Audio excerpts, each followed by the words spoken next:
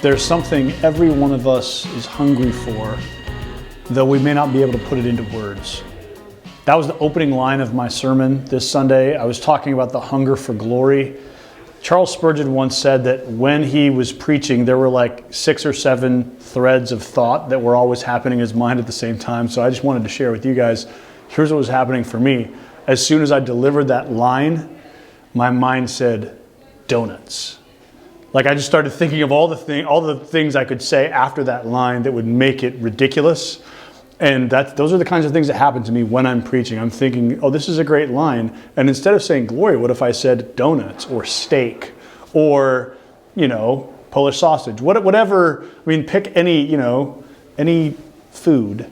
That's what was happening in my mind. I need you guys to pray for me because these are the kinds of distractions I have where I'm like thinking about all of the funny things I could say that have nothing to do with the sermon at hand. So I hope it was meaningful to you to know that Jesus was talking about our hunger for His glory and helping us see His glory. I did a lot of Trinitarian work in the sermon this Sunday.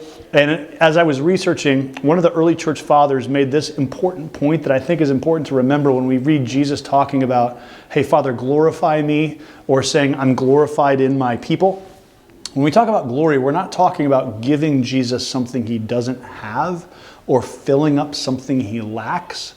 Really, this church father said, when Jesus says, Father, glorify me, He's not saying, give me glory. He's saying, reveal my glory.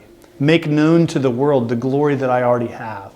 And so anytime we talk about our calling to glorify God or Jesus' prayer that we would bring Him glory, we're really talking about helping Him to be seen as beautiful and good and glorious as He rightly and truly is. So I hope that helps you think about your calling this week. You're not called to shine light on Jesus in a way that He's not already beautiful or glorious or to make Him something that He's not.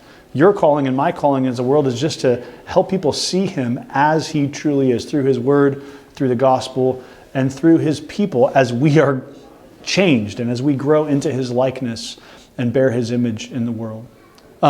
So hey, that's a helpful little nugget that I hope helps you think about what does it mean for us to glorify Christ. I also want to mention in this weekly update, and this probably takes no announcement because most of you are already thinking about it, but VBS registration opens on April 11th. That's just a couple weeks out. And so just so you know, make sure you have that date on your calendar. VBS is one of those things, I don't know why it's like this, but it's like, I don't know what else is like this, like the grand opening of a soccer stadium or something where it's like everybody's thronging to get in. VBS will be like that, where everybody will, there's a lot of people who want to register and take part in it. And so you just need to have it on your calendar and know April 11th is when registration opens.